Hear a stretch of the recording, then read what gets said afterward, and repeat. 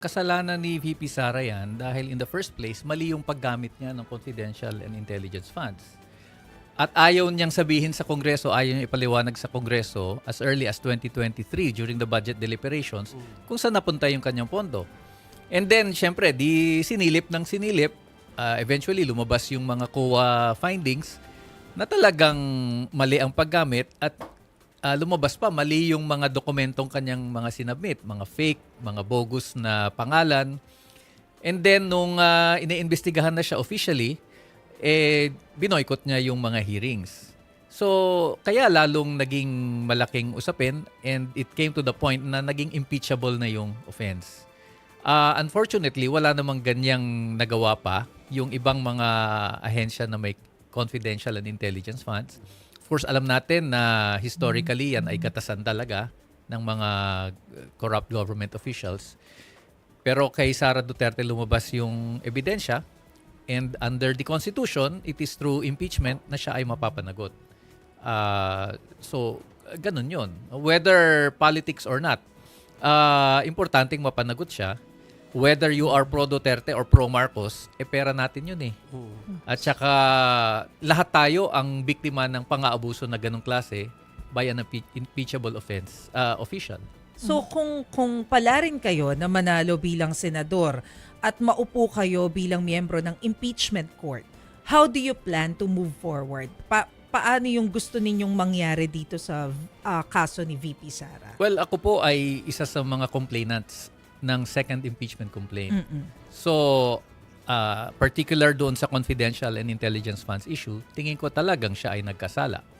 And syempre, dadaan pa naman sa trial yan. Titingnan pa natin ano yung kanyang ebidensya. But at this point, I think she should be convicted.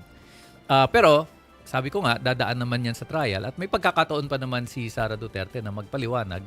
Bagay na hindi niya ginawa sa Kongreso nitong mga nakaraang buwan. Aren't you concerned na baka po maapektuhan yung bilang ng boto ninyo considering na nagrally yung mga kapatid natin sa Iglesia ni Cristo na alam naman natin na solid kapag bumoboto and they were very vocal in saying na baka hindi ito yung tamang panahon para dyan? Alam mo, ang batayan naman ng desisyon sa impeachment court is hindi yung kung ano yung popular pero kung ano yung dapat. At ang batayan mo dyan, ano yung ebidensya, ano yung paliwanag, and you will have to weigh that. Tingin ko dapat secondary sa atin kung meron bang public clamor o kung yun ba ang gusto ng isang simbahan o hindi. Ang batayan mo, ano ebidensya, ano yung kasalanan at siya ba ay guilty. And that's all we have to look at.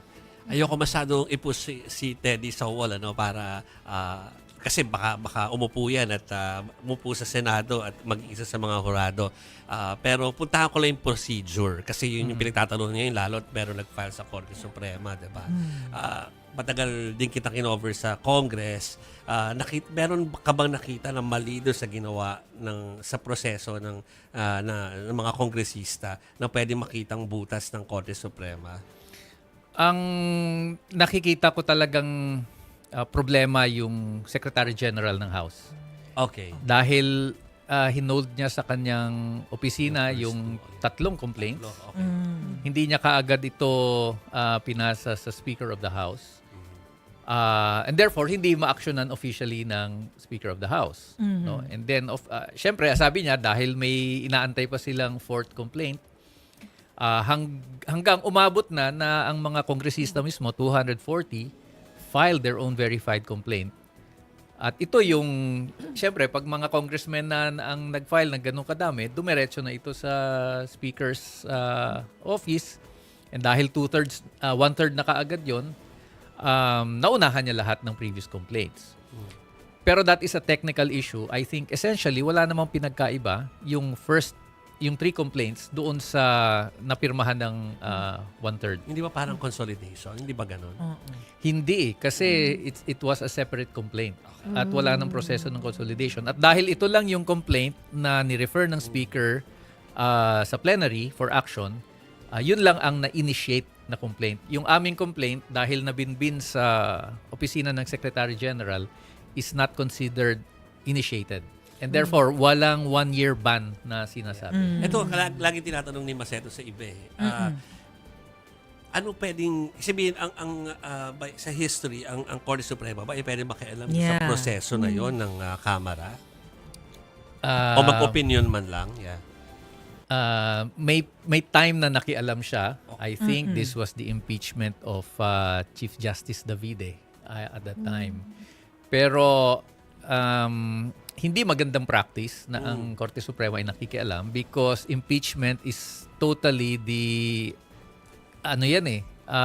kapangyarihan ng Kongreso at Senado yan. Exclusive sa kanila. In fact, ang tawag nila dyan, sui generis. It's a class of its own. It's a process that is distinct from all other judicial or quasi-judicial processes. So, kaharian ng Kongreso at Senado yan.